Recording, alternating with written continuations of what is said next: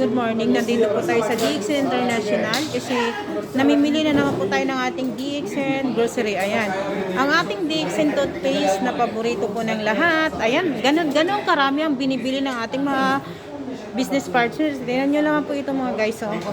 Ang toothpaste na ito, tinawag po siyang Wonder Toothpaste All Purpose. Dahil di lang po siya sa ngipin, pwede pa po siya sa lahat. Pwedeng gamitin sa mga sugat, facial wash, feminine wash. Kagandahan pa po, maganda po talaga siya. Lalo pag masakit po ating tiyan, pwede mo siyang gawin sa maligamgam na tubig. So, may ibang pares pa din po mga kababayan tayo dyan. Itong mga 100% herbal from Malaysia. Ayan na po ang ating nagugupuhang mga ka-share po dito ng DXN 28. Ayan. Madam, magandang umaga po sa mga DXN partners. May kunting katanungan lang po tayo, madam. Bakit nagustuhan niyo po ang DXN toothpaste? Kasi ano siya, mouthwash, fresh, and menthol, and wala talagang bad breath. Kahit gamitin mo siya sa gabi, kinabukasan hindi ka mag-brush, still fresh. Yung hininga mo is fresh pa rin. Talaga as in? So talagang ikaw talaga... po since 1997.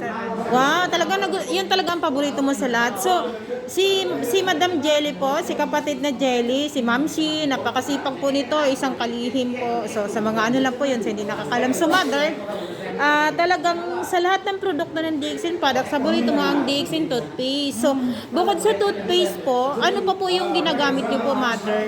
Shampoo, at saka yung sabon. Talaga. Pero tingnan niyo naman si Mother. Yung falling hair, mapiprevent niya yung falling hair. 57 na po siya pero mukha po siyang ano pa, talagang may pagka baby face pa siya. Body conscious.